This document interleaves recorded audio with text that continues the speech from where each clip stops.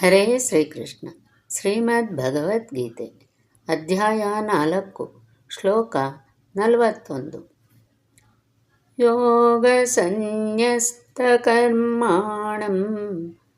ಜ್ಞಾನ ಸಂಚನ್ನ ಸಂಶಯಂ ಆತ್ಮವಂತಂ ನ ಕರ್ಮಾಣಿ ನಿಬಧ್ನಂತಿ ಧನಂಜಯ. ಈ ಶ್ಲೋಕದ ಭಾವಾರ್ಥ: ದೇವೋತ್ತಮ ಪರಮ ಪುರುಷನಾದ ಭಗವಂತನೇ ಉಪದೇಶಿಸಿದ ರೀತಿಯಲ್ಲಿ ಭಗವದ್ಗೀತೆಯನ್ನು ಬೋಧನೆಯನ್ನು ಅನುಸರಿಸುವವನು ಆಧ್ಯಾತ್ಮಿಕ ಜ್ಞಾನದ ಕೃಪೆಯಿಂದ ಎಲ್ಲ ಸಂಶಯಗಳಿಂದ ಮುಕ್ತನಾಗುತ್ತಾನೆ.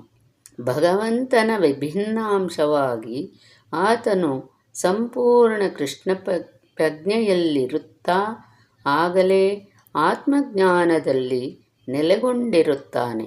ಆದುದರಿಂದ ನಿಸ್ಸಂಶಯವಾಗಿ ಆತನಿಗೆ ಕರ್ಮ ಬಂಧನವಿಲ್ಲ.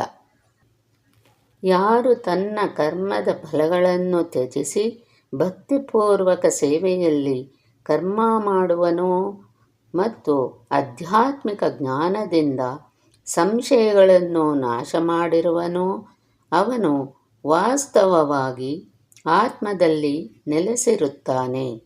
ಧನಂಜಯ, ಇಂತಹ ಮನುಷ್ಯನನ್ನು ಕರ್ಮಫಲಗಳು ಬಂಧಿಸಲಾರವು.